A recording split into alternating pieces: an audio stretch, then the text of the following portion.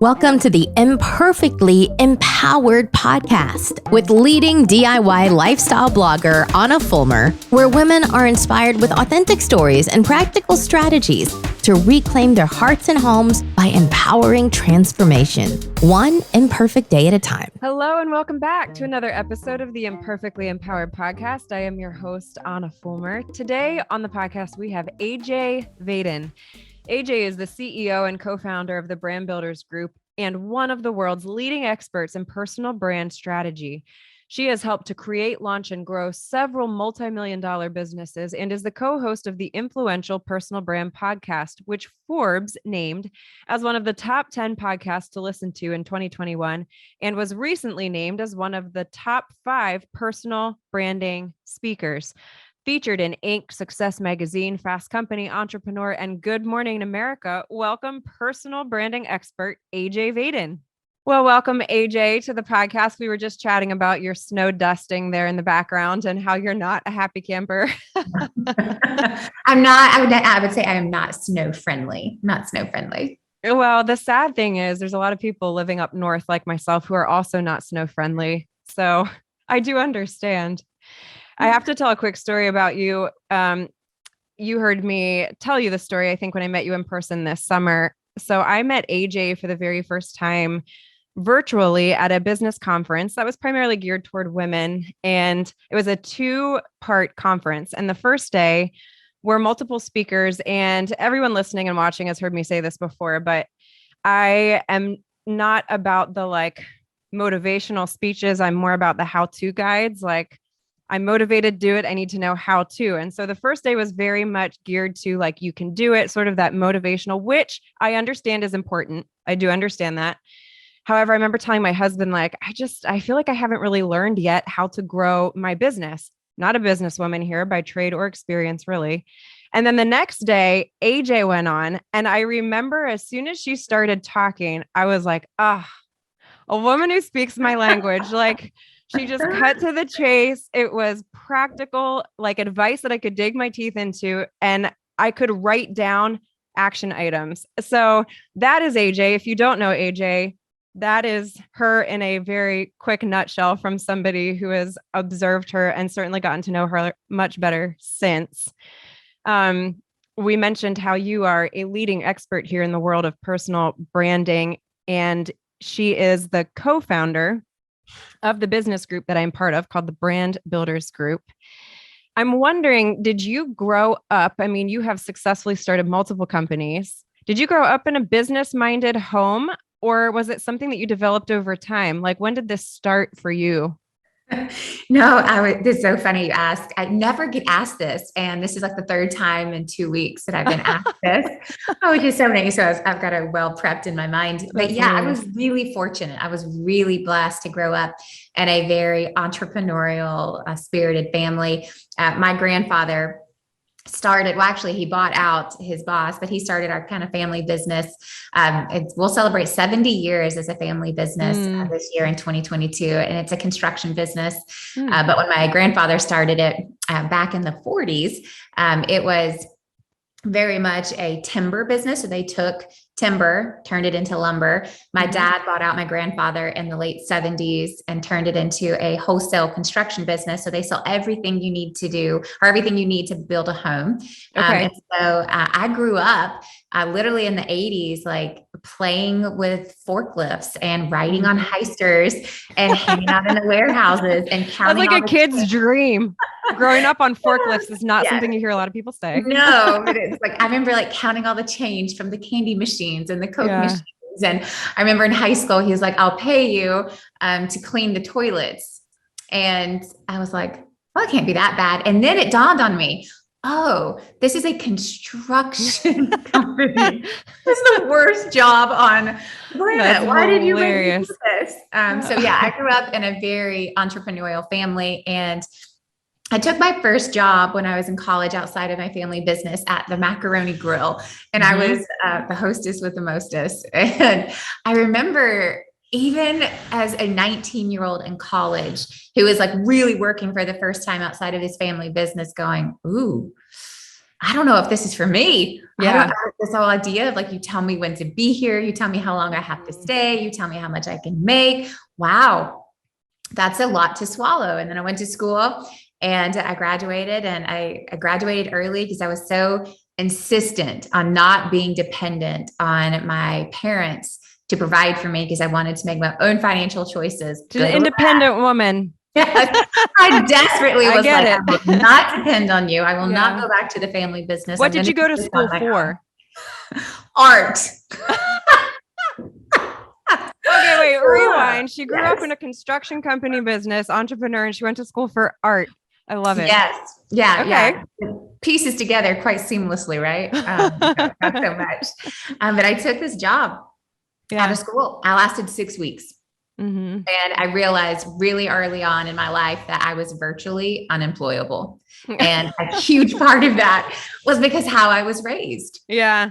How I was raised. So I've always had a deep internal desire of, I will make my own way. I will figure this out. And I think a lot of that came just by osmosis, by watching my parents. My parents were in business together. They were business partners until my mom had 3 kids under 5. And then she was very busy at home. But then being in the workforce is what really pushed me into my entrepreneurial Yeah. going, yeah, there's got to be another way. I'm curious, did your parents at any point recognize, like, did you ever hear from them? I don't know if you're cut out for the working world. Like, did you ever hear that from them before you entered into the workforce? Or is it something that was just you figured out on your own?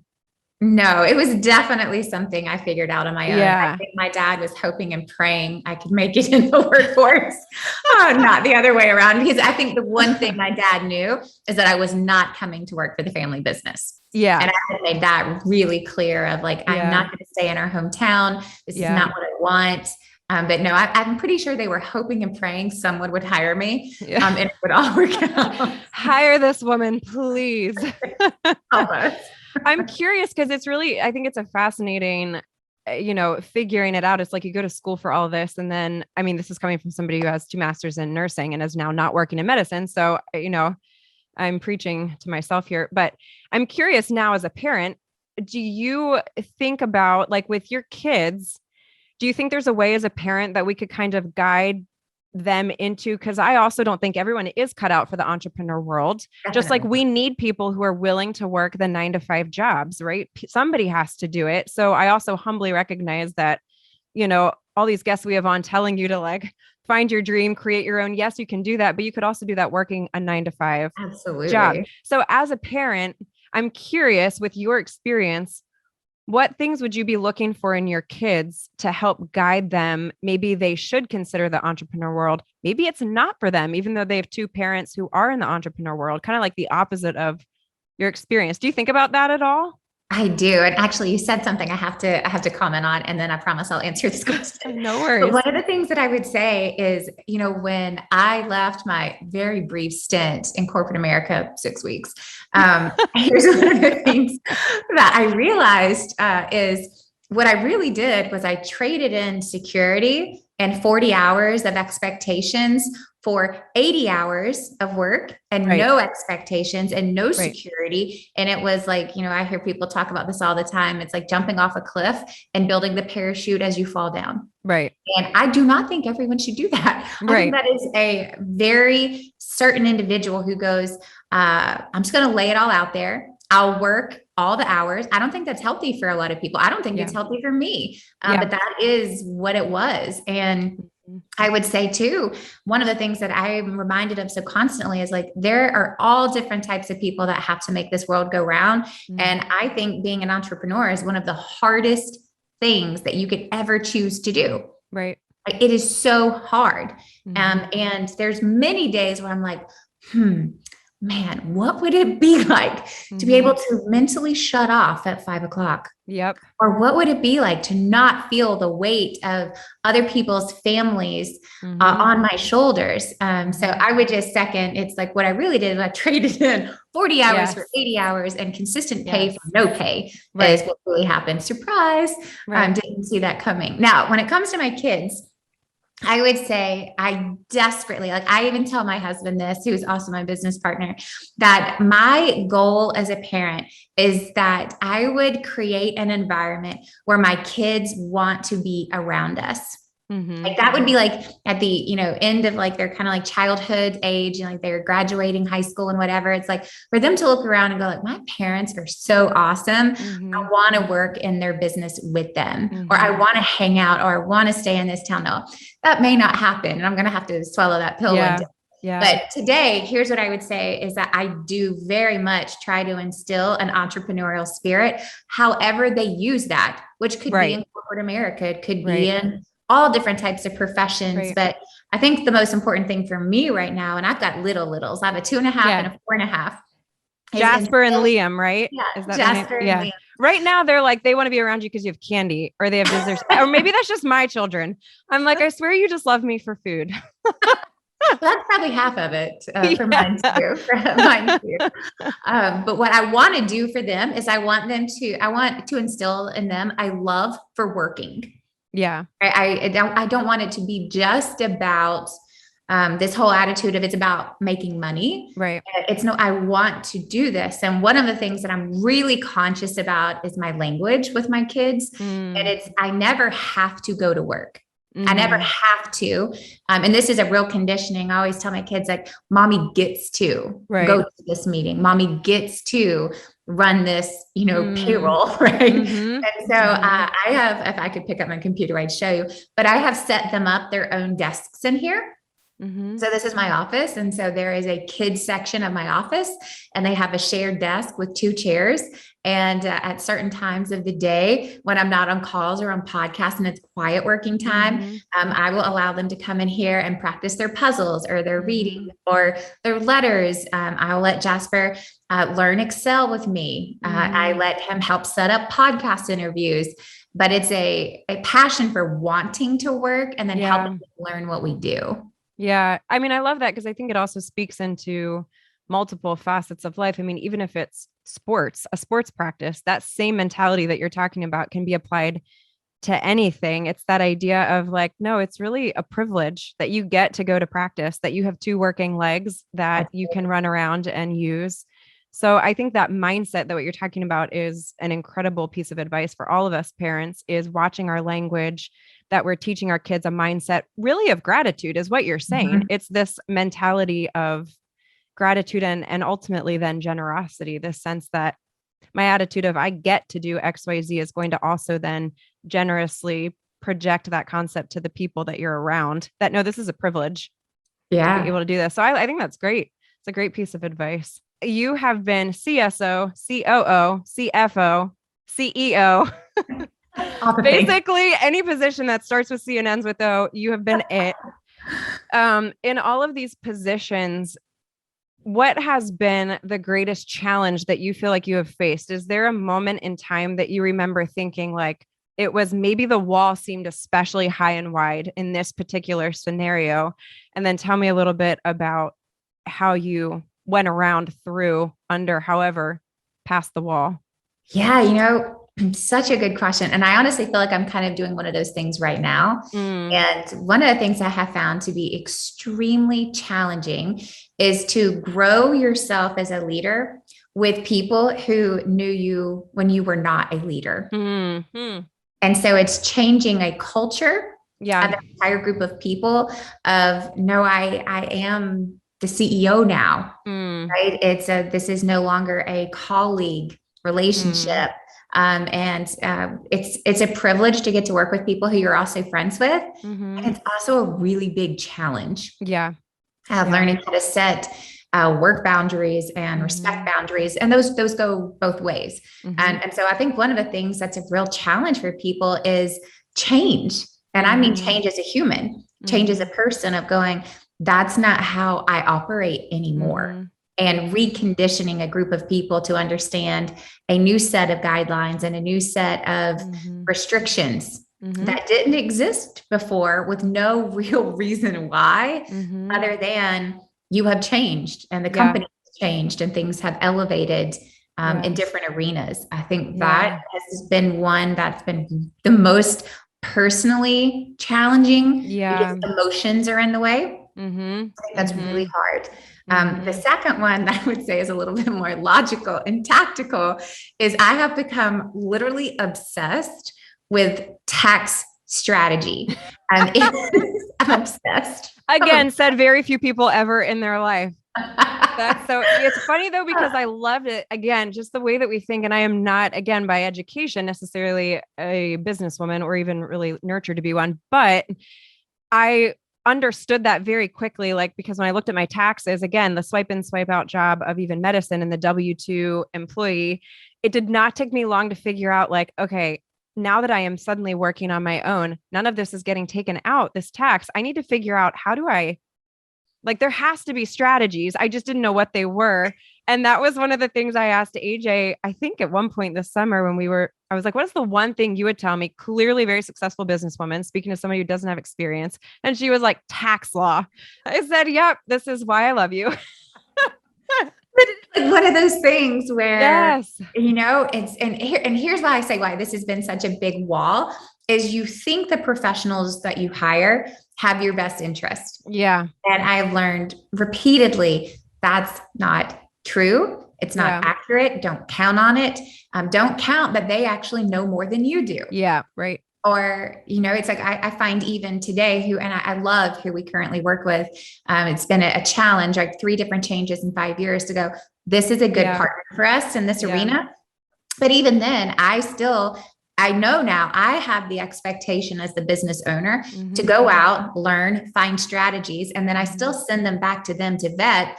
And although I get annoyed on the daily that I'm having to pay you to vet something that I went and discovered to save me money and you're paying me to do it. Oh my gosh, don't even get me started on this. But it's the price you pay to be an entrepreneur. But it's like, am I willing to spend a few $100s or a few $1,000s to save tens of thousands? Right. And I totally thought that the tax professionals, that the financial professionals would be the ones to find those strategies and bring them to me. Yeah. And so I sat and wait for years and then realized, oh no, that's not how this works. Right. That's not how it works. And so again, just taking ownership of this is my business. No one is going to take care of it like I would. No one's going to watch over my money like I would, just like as a parent. I don't care how good you are as a babysitter or a nanny. No one's going to love my kids like I do. And you got to treat your business the same way. If you think other people have all the ins and outs, false. They do not. That is your responsibility. Yeah. It's extreme ownership, that concept of extreme ownership. I can't say this word, extreme ownership. I need more coffee. My 4-year-old didn't go to school today. And I swear she's like sucking up my brain cells by osmosis. It's like, I know she's here. And so my brain is literally losing cells.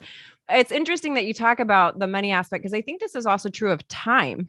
I think as an entrepreneur, one of the things I've heard so many times, so in the blogging world, is how many bloggers are hesitant to hire a virtual assistant because of the amount of time it takes them to teach them what they want them to do, but they're still paying them to do the things they're teaching them to do.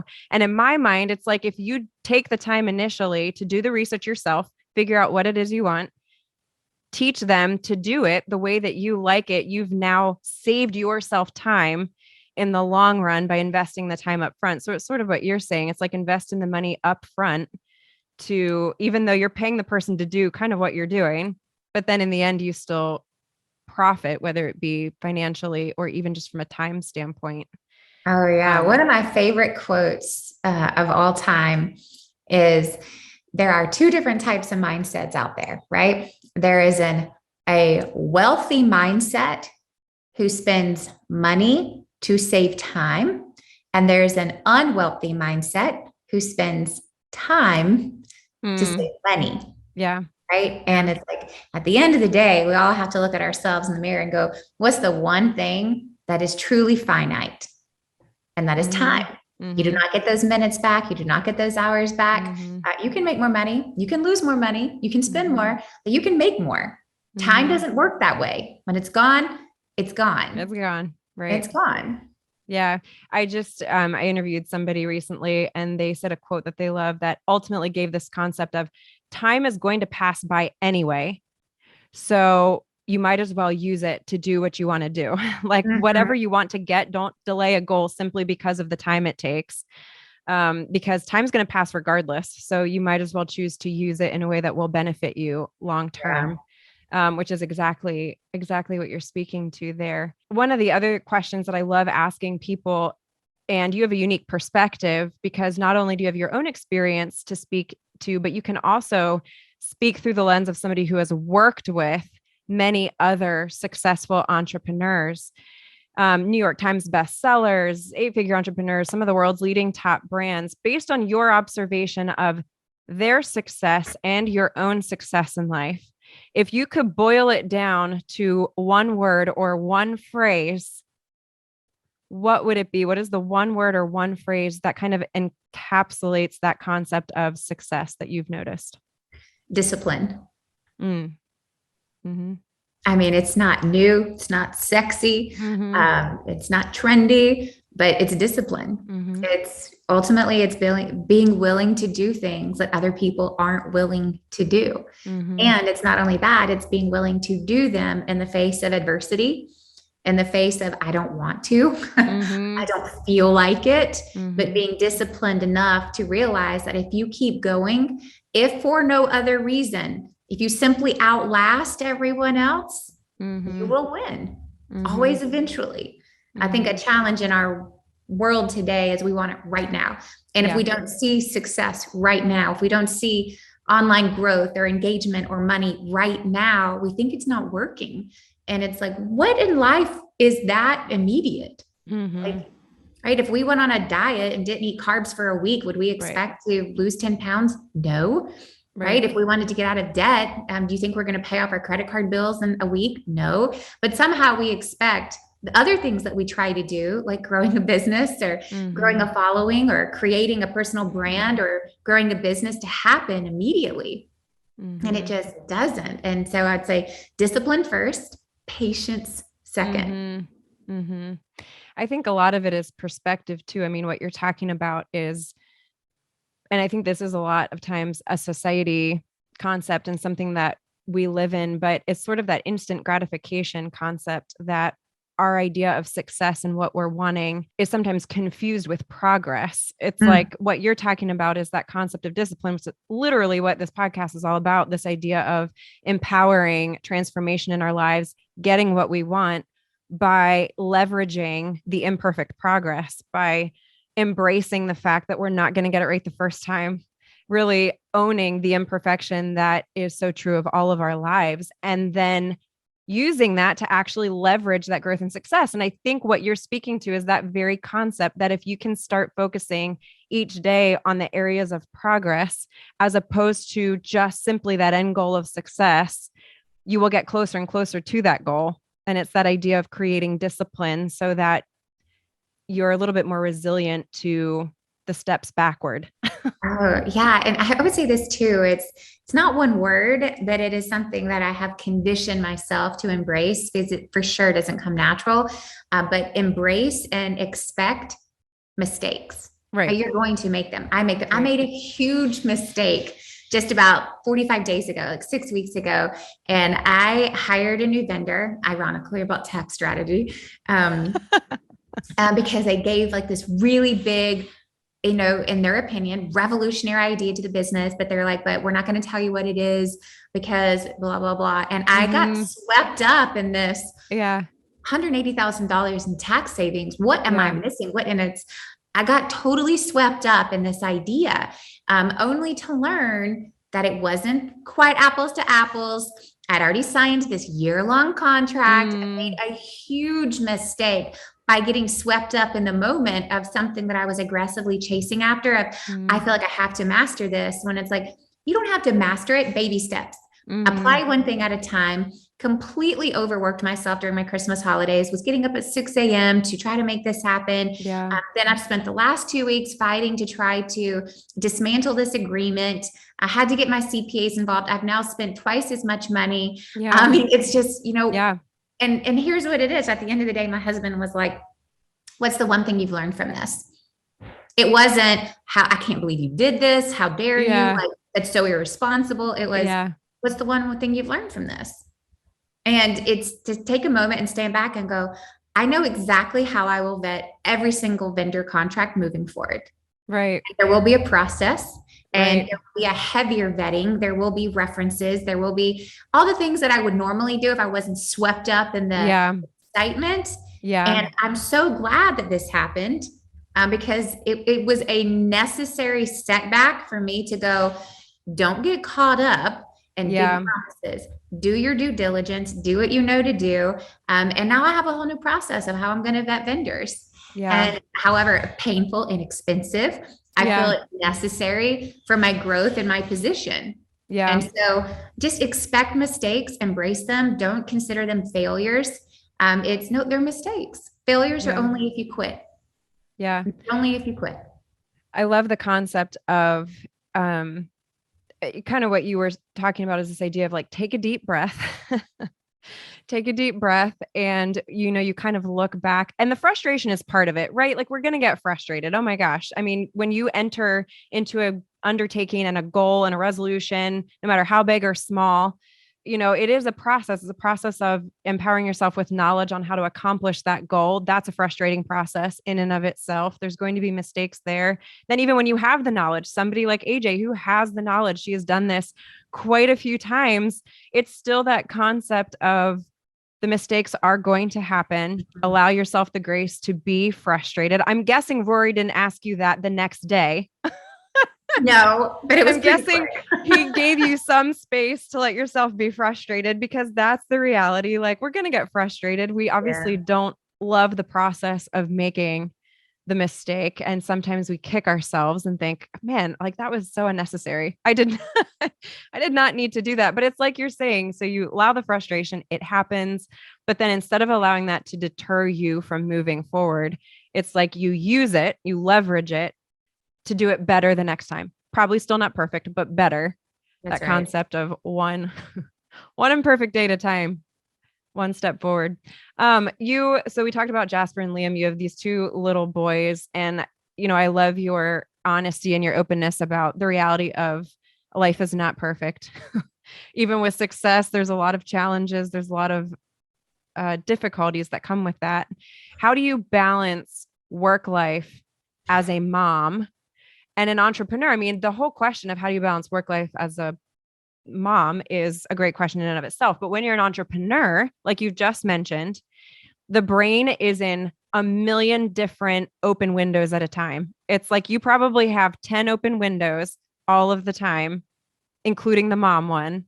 Yeah. How do you navigate those windows? When do you realize you need to close one? When do you say, okay, deep breath, I'm going to leave it open, but I need to make these adjustments? How do you navigate that? Yeah. Help. You need help. I remember when I was pregnant. Now, my mom died when I was young. I was 15 when my mom died. And so I haven't had a maternal figure in my life for a really long time. And when I was pregnant, people always make this comment of, it takes a village. Well, it takes a village. And I started asking, where's this village? Yeah. Like, who are these people? Where's the village? Where's my village? Because I didn't have a mom to come and stay for 2 weeks to help. And, it was all these interesting things. And then I realized, oh no, it's your job to build the village, Mom. Right. That was my job. Right. I kind of waited and I was like, where's the village? Where's it going to show up? Yeah. And so I think some of it it's embraced that it looks different for every person. And for me, it's my husband was very much the one who was like, it's okay to not be able to do all the things, babe. Right. It's really okay. So what are the things that are most important for you to do? And then how do we get help and support to fill in the gaps? And that was a really good, healthy process, especially in those first 2 years for me, of going, where do I feel like God is calling me to be at these moments? Because I also feel like I wasn't called to be a stay-at-home mom. And I think that's okay. I should have no shame in that. And I think some people are, and I think they should own it and own it with power. But for me, it was, I am so passionate about what we're doing in our company. And so we have a nanny. We have a backup babysitter. I have my kids in a homeschool hybrid. Like, we made the decision, traditional school wasn't for us. And there was a lot of judgment flying our way. mainly me putting it on myself of like, am I robbing my kids of some sort of, life experience if we're not going to do it that way? But it's setting down and going like, this is the family we want to create. We want to travel with our kids. We want to introduce entrepreneurialism to our kids. And we're going to need help doing it. So I have a lot of help, right? And I think you can get creative in how you get help, right? It doesn't mean you have to have a ton of money to have help, but it's fine. Maybe it's an hour a day, right? Can we afford $20 to hire someone an hour a day to come and do the basic necessities? And so I think help is the first one. I think the second is firm boundaries. You got to have really firm boundaries. And so my kids are my accountability partners, and they are way more hardcore than my husband ever be. Because my husband's like, I understand you're really overwhelmed. My kids at 5:30, they bust in this door and they're like, you're done. Shut it down. Are you done? Mom, put down your phone. I need it. And so I have given my kids permission. Mom is done Monday through Thursday at 5:30. On Fridays, I'm done at 3. But at 5:30, Jasper James and Liam Vaden walk into this office every single day. And whether I like it or not, we are done. Like it is fun. And so it's inviting your kids in to be a part of the process and the journey. And to me, they're the ones who hold me accountable. And we have a policy like at 5:30, the phone is done. So I have my phone set on, silent mode, like do not disturb mode, starting at 5:30 every night. And you're going to have to really work hard to find me after 5:30 in a work related environment. And then it's like, once my kids go to bed, I'll check stuff. But I think the other thing is too, I just decided that on some occasions, getting up earlier and doing a little bit of work before my family wakes up and before the day gets started was going to be something I had to learn how to do. I'm not a morning person. I do not like it. I am not. It's just, I'm not that person.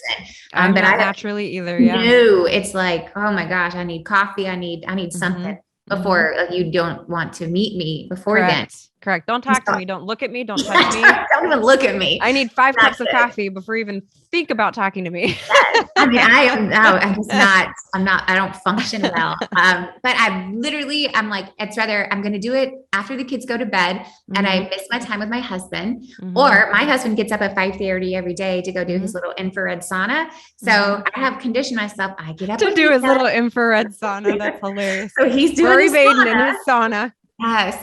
I wish that's what I was doing, but I have found it's like that quiet time in the morning that I so used to love, just laying in bed doing nothing. It's like, no, actually this is necessary so that I get time with my husband at night, time with my kids when it's, phones off, and then creating very intentional time on Fridays at 3:00 where my husband and I both are done at 3 and we have extended family time, and then all day Saturday and Sunday. And I have found it's more about intentional time than quantity of time.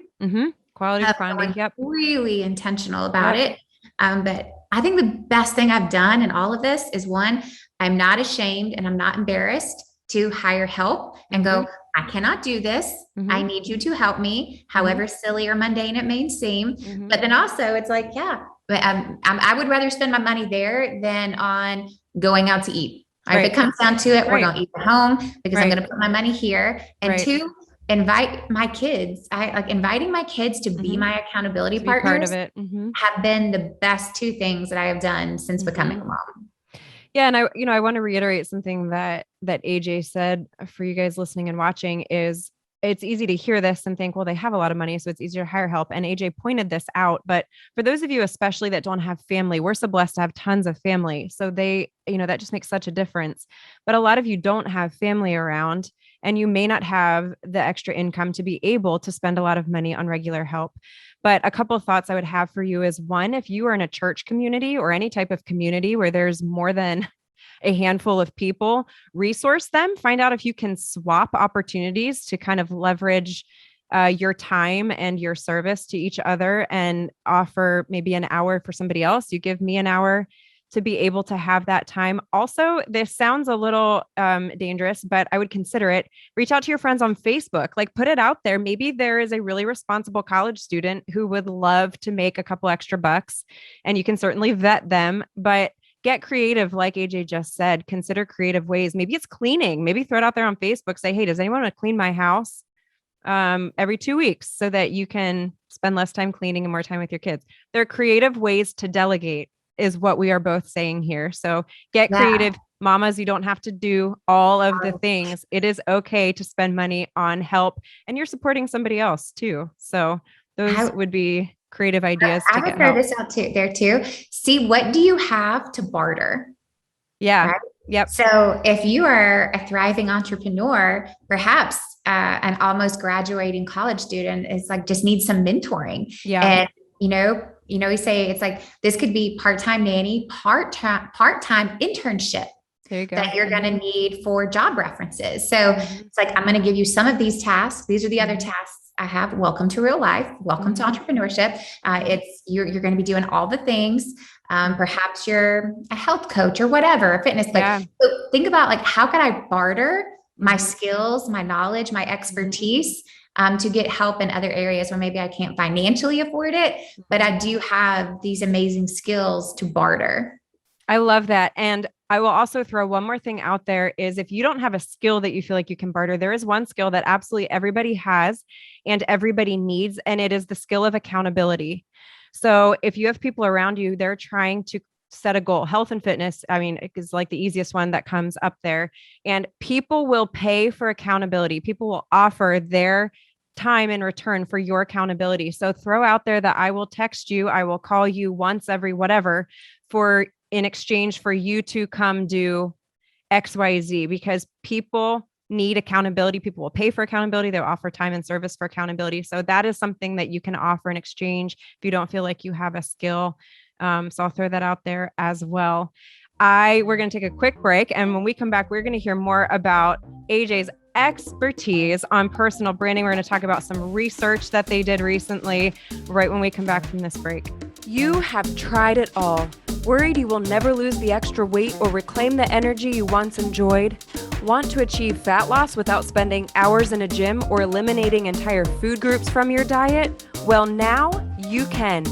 In the virtual Faster Way to Fat Loss with Anna, my 6-week fitness and nutrition program, you will learn how to pair effective 30-minute workouts with all-natural, evidence-based nutritional strategies to leverage what you eat and when you eat to reset your metabolism and burn fat fast, even that stubborn belly fat. I am a dual certified nurse practitioner passionate about teaching sustainable strategies to promote fat loss and prevent disease. I have cheered on thousands of clients who have done just that with the Faster Way program. In my 6-week program, the average client currently sheds 7 inches of body fat. 93% report more energy and 89% state that their mental health has improved. 100% of clients report they feel this program is sustainable. Curious to try the program but not sure if the strategies will work for you? Try the Faster Way strategies for free. Head to www.hammersandhugs.com and sign up for my free 7-day fat loss accelerator course today and start your own transformation story. We are back here with AJ Vaden. What I did not tell AJ before we went for break is that we're going to play a quick round of this or that. AJ, you're going to get 2 options. No stress. Just pick whichever one comes to mind first. Cake or pie? Cake. Favorite cake? Coconut cake. Ooh, I've not heard that one yet. Do you have a favorite coconut cake somewhere? That's a really specific, it's like coconut cream pie. People are like, this is the best. No, my Aunt Connie's homemade coconut Y'all, cake. Aunt Connie's homemade coconut cake. Aunt Connie, we need your recipe for those coconut lovers it's listening. So good. Kindle or old-fashioned book? Oh, definitely a book. Yeah. Definitely. If you could own one or the other, would you own a personal yacht or a personal jet? Maybe you do own one of these. I don't even know. No, we do not. And I would own a jet. A jet. Where would you go? Where's the first place the Vaden family would go in your personal jet, barring anything else in life? Oh, where? Tuscany. Tuscany. Okay. Yeah. Have you been to Tuscany? Yes. Yes. Where do we need to visit in Tuscany? Where do I need to visit? The countryside, right? It's like just the countryside, yeah. The wine. I mean, I love wine, so wine country just like appeals to me. But there is something about the Tuscan hillsides and the Yeah. rolling hills. That's absolutely breathtaking. Yeah. And you can see for miles and miles, and there's not too many structures or too many buildings. And it just feels like another world. It's so beautiful. Yeah. I think I feel that way about a lot of the countries in Europe. It really is otherworldly. Cat or dog? Dog. New York or Paris? Ooh, I'm going to say, oh, that's a good one. But I'm going to say New York. Mm-hmm. Okay. Would you rather go to a Titans football game or a country music concert? Ooh, that's hardcore. Being in Nashville. Uh-huh. Oh man. Well, I would say if it's right now, currently, I would be saying the Titans because we're first seats. Yeah. Yep. You can talk that So we're one up. headed to the playoffs and fingers crossed, Super Bowl's coming our way. So current tense, I would say Titans game. Outside of football season, I would say definitely a country music concert. Who are you going to go see? Ooh, Garth Brooks. Garth Brooks. Okay. I'm taking it old school. Listen, I love country. I tell you what, though, I have seen Garth in concert. It's the best concert I've ever seen. Really?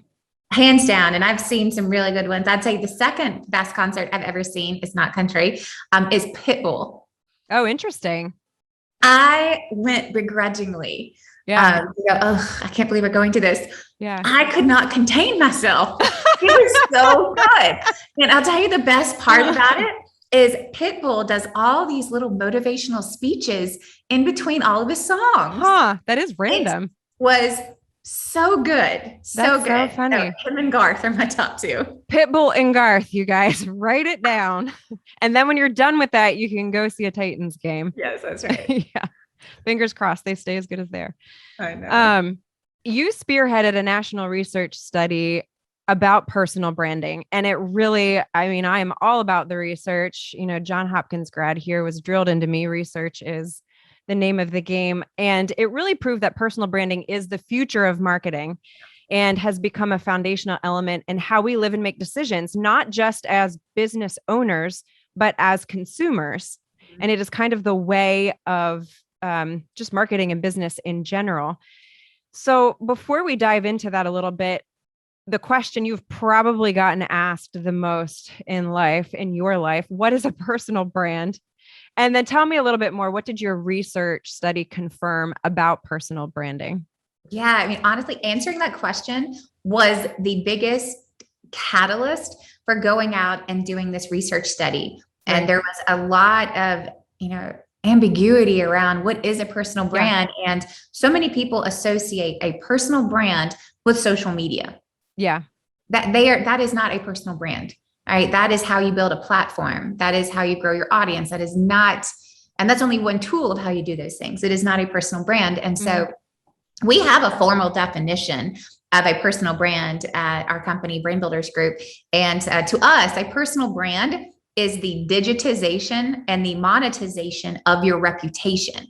And I think that's a really important distinction because everyone has a reputation, whether you like it or know it, you do.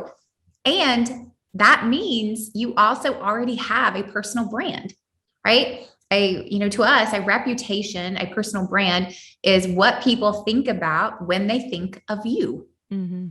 So ask yourself, what do people think about when they think about you? And is it something that you are proactively curating or is it by default? Right. And I think that's a huge part of really establishing this proactive, intentional approach at going, this is what I want to be known for. So now I'm going to go get known for that. That is personal branding, right? And it's an extension of your reputation. Now, when we did this study and we asked this question to Americans all across the United States, and that is important to note, this is a study strictly done in the United States, although I do strongly believe a lot of these trends are, shared across the globe. Relatable, yeah. But it is specific to the United States. And I think that too is by itself a really important thing. This is not a fad. Right. This is a trend. And it is a growing trend. Right. And so we asked Americans, what do you consider a personal brand? So that was the question the study was trying to answer. basically. Yep. What is, yeah. And then what are the impacts of one? Right. So that was the point of the study, is what is one? And then what are the impacts of one in all these different arenas? But now I have to ask really quick, did you control, so when you set that out into the American population, how did you control for or be able to capture the data in who you were polling? Yeah. Like, did you have part of that? Like, I'm an employee that works a 9-to-5 job. I'm an entrepreneur. I'm a mom. How did you capture that? I'm curious what your demographic was that you actually captured. Such a good thing. So one, we hired an independent research firm. So we hired PhDs who have a research firm, and this is what they do as a living. So this was not us asking our friends. Yeah. They were not emailing people. This was not on my Instagram account. This was a poll on Instagram stories. Study. Yeah. So we spent a whole bunch of money as a company to go and pull this off. It took 3 months to go out and field the data, another 6 months to analyze, summate, and put this research together. So all in, like, we were doing this like heavily for 9 months, and we just released it in Q4 of last year. And so they went out. So here are some of the high level things that's really important. This is very equitable across race, ethnicity, age, economic diversity, and geography across the United States. It was 50-50 male, female, right? But then here are the other things that I think are really important high level distinctions is every single person was employed. Okay. So they could be self-employed, they could be an employer, they could be an employee, but they were employed. So currently working, I think that was the first thing. And then the other big one I already mentioned, this is strictly in the United States.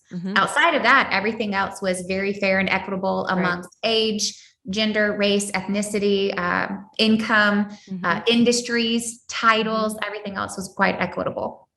But I think the most important thing is hire someone who does this as a living, hire a research firm.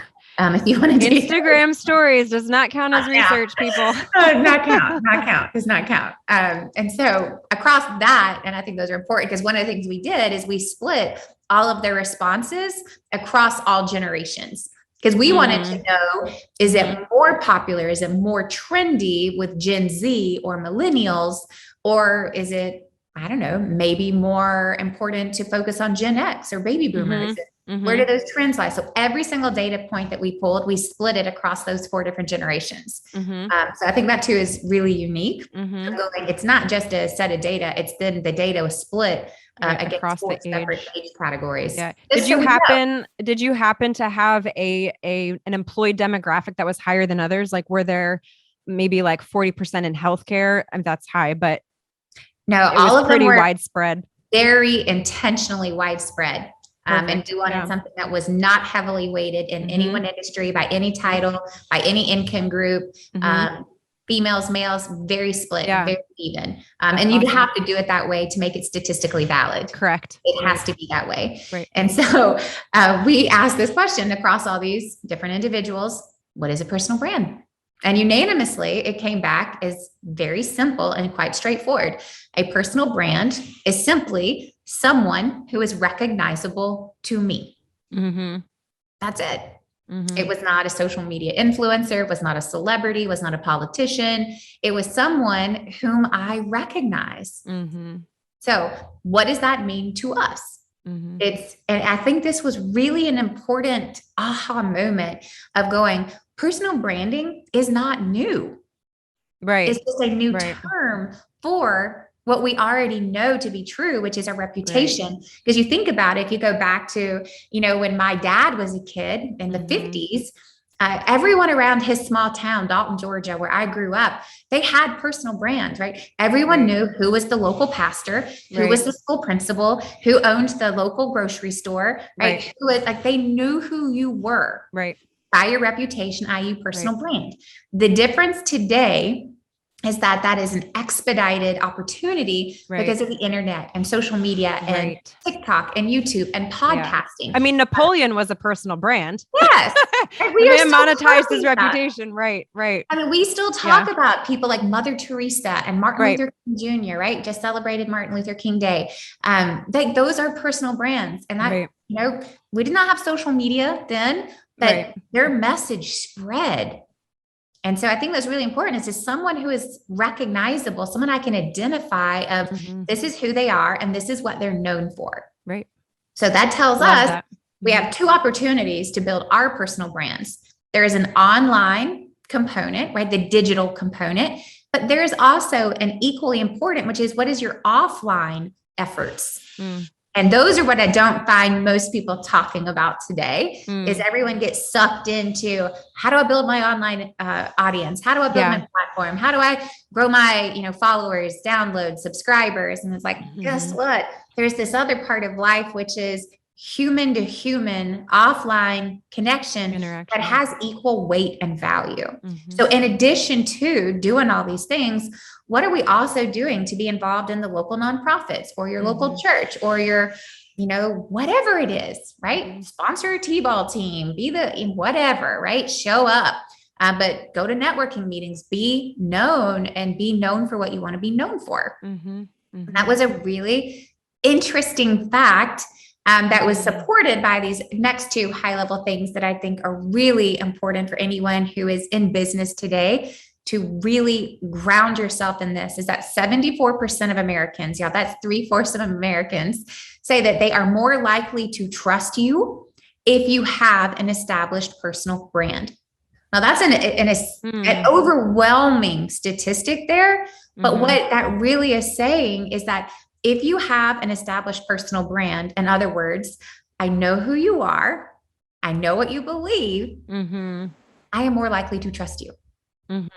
So, right. So ultimately, I think what you're saying is if you align with the person's, what their message is, if you align with their beliefs, if you align with ultimately what they're communicating, you are more likely to engage, buy, et cetera, with them. Is that ultimately what you're saying? Ultimately, and I would say even if you don't align with them, like there are people I don't value-wise align with. Right. But I would trust them in some specific arenas, even though I won't mention any names, but it's like, there are some people I'm like, you do you. Yeah. I'm not down with that. Right. But there are segments of what you talk about where I'm like, I'll take that tip. That was a great aha. And so I think, but again, there's three simple things that we can do to build trust.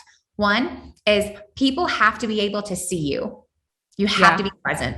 Yeah. You're not going to be willing to put yourself out there. People cannot find you. And simply put, you cannot do business with you if people don't know about you. Right. Right. This whole idea of build it and they will come. No, they won't. Yeah. They don't. Not if they've never seen you. No, that's not how it works. Right. So step one, people have to be able to see you.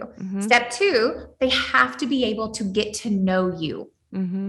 And not just about your service and your products and your content and ideas. They want to know you. What do you eat? Where do you go? What do you do on the weekends? What are you reading? What do you not like? Like they want to know you. And then three, they need to be able to learn from you. Right? There is an expectation in the marketplace right now that has shifted.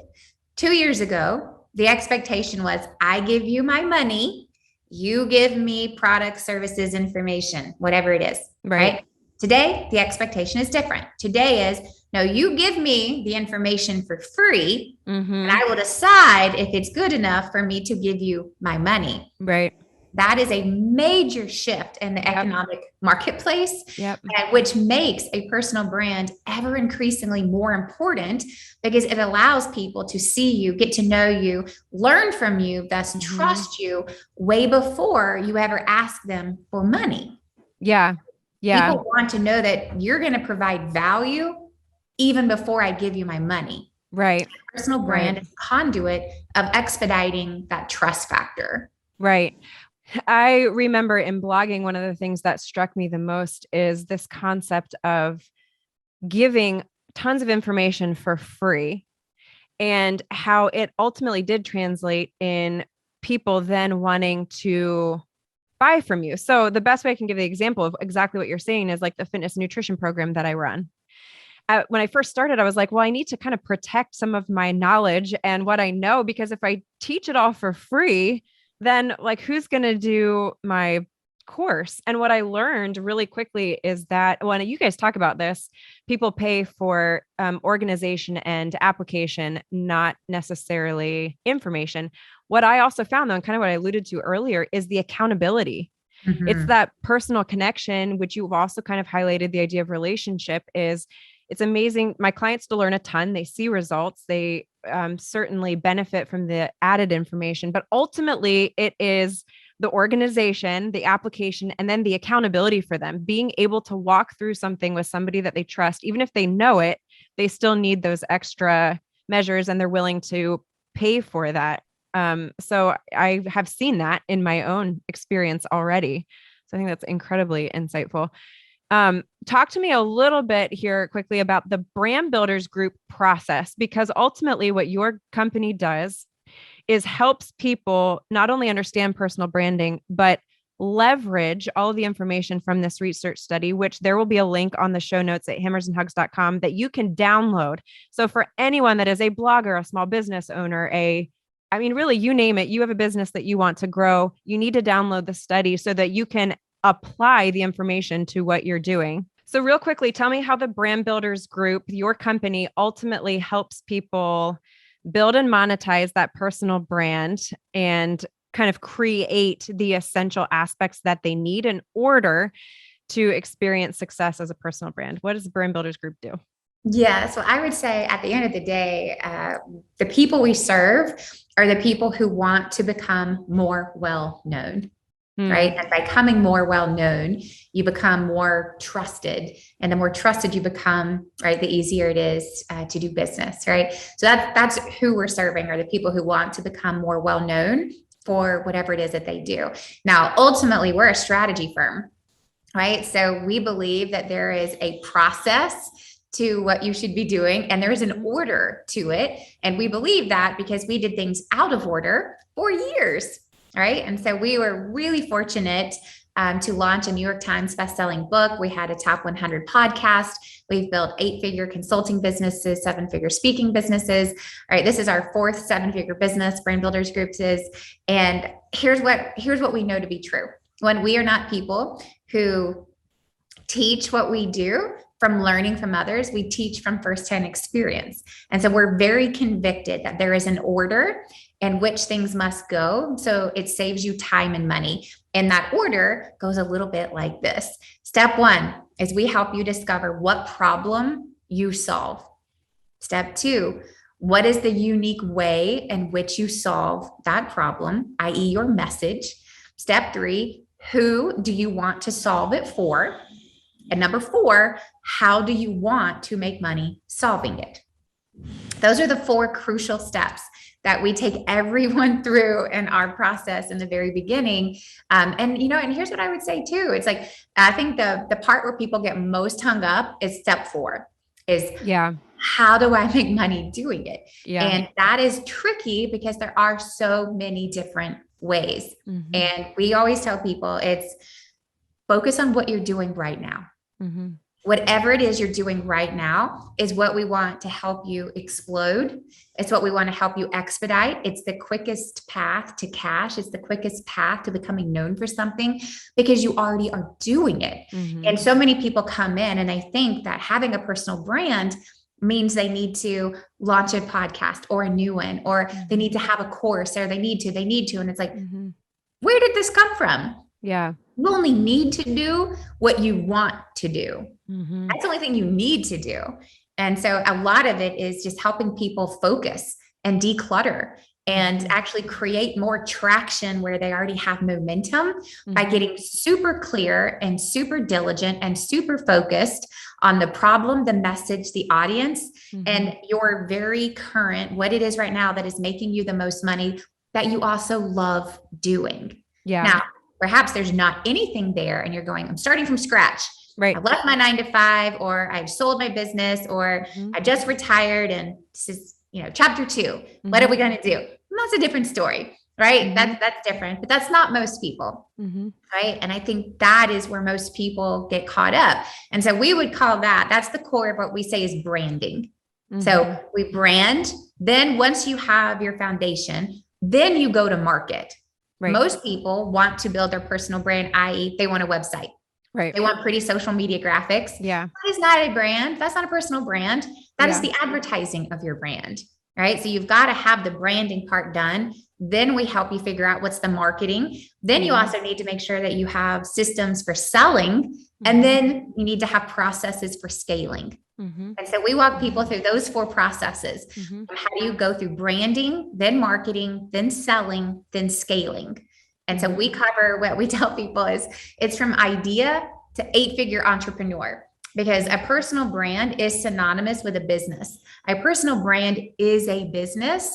So it's got to be treated like one. So we cover everything from what problem do you solve to what colors do you like? Right? How am I going to hire people, recruit, set up finances, learn tax strategy, and all the things in between. So paid marketing, ad management, the list goes on. For those of you who like the details, like me, the practical piece of it. So it's a 4-phase program, and those phases happen for at different speeds for different people. Like I came into it and there were certain parts of it because I already had a blog set up that I was able to kind of skip through. And kind of like what AJ said, I think what makes your program so unique is the branding piece. Phase 1 is literally it is like the capstone, ironically, even though it's the very first one. It is what really sets you up for success. And I think it's the piece that most people don't know how to do on their own. I think we're actually better at the DIY, like setting up a blog, maybe the more hands-on stuff, because we can Google it, but there is no replacement for that first section of finding your brand DNA, understanding and really diving into it. You will think about yourself in a way you never have. You will think about your skills in a way that you have never even thought about. You'll actually come out feeling really amazing because you'll realize that you are way more incredible than you gave yourself credit for just by going through phase 1. So it's a 4-phase process. You go through it at different speeds. They have opportunities to have one-on-one coaching. It's what especially makes your program successful. I think you have amazing coaches who walk you through it. There are couples that go through it together. There are bloggers, there's small businesses that have a handful of employees already. But that 4-phase program, and then I think there's like 3 or 4 sections under each phase. There are all kinds of opportunities to do it online. There's courses that you go through, so you can do it all on your own if you want to with your coach, or there's live events that you can attend. They're incredibly well done. They're very organized. You will not regret doing them. Some conferences, you're like, I think I took about 20% out of that. This one, your brain will hurt, and it's a good thing. It's a good thing. They are very organized. They make great use of your time. There will also be a link to sign up for, you guys offer free 1-hour strategy calls. Yes. And even the strategy call alone is worth it. I was about to say, and it's like, we literally, we believe in what we do. It's like, we want people to try it before we ask them to buy it. We want you to fall in love with it. We want you to want it. So at the very least, like we're going, no, like we feel confident that we know what we're doing and we can help. So we're willing to give it away for free to a limit, to a limit. There has to be a limit somewhere. But yeah, even the first 1-hour strategy call I had, her name was Amy. And I remember even after the 1-hour call being like, well, that was worth it just for the 1 hour free. She gave me great pieces of advice. Now I'm being the very fast decision maker that I am. I signed up right after I got off the call with her and signed the contract. So I realize I'm the minority of people. You might need to process it a little bit more, but they do such a great job. They offer so many things that you can ease your way into it for you normal people out there that don't jump in headfirst like I tend to do. AJ, where can people find you other than brandbuildersgroup.com and certainly the website information we will have on the blog, but where else can people find you? Yeah, if you want to connect with me and stay in touch and just stay involved in my day-to-day every life as a mom, wife, believer, CEO, check me out on Instagram, right? I post a lot. I will fill up your feed. There's cute boys though. There's little cuties on there. And Rory's a cutie too. He's just not quite as short as her other two men. Kind of small, medium, and large size men in my life. He's clothed more often too than your two. Well, I guess not if he's in a sauna every morning. Yeah. But my handle there is AJ_Vaden. But if you want to learn more practical skills with personal branding, marketing, entrepreneurship, then you can check me out on LinkedIn, AJ Vaden. That's where I post most of my, tactical content. Perfect. Whereas everyday human experience, you're going to find me on Instagram. Love it. AJ, it was such an honor to have you here. I continue to pray God's richest blessing over your home, you and Rory. You're absolutely making a difference in so many people's lives. You're leaving a legacy. Your boys will be very proud. They don't probably know what they have yet, but they're very blessed. Oh, As are we. So kind, so generous. Thank you so much. Yeah, thank you. Thank you so much for joining us for this episode of the Imperfectly Empowered podcast. It is my honor to be here with you. I am so grateful for each and every one of you. If you are watching on YouTube, be sure to click the subscribe button below so you don't miss a show, and leave a comment with your thoughts from today's episode below. If you are listening via your preferred podcasting platform, would you help keep us on the air by rating our show and leaving an honest review of your thoughts from today? In case you haven't heard it lately, your story matters and you are loved.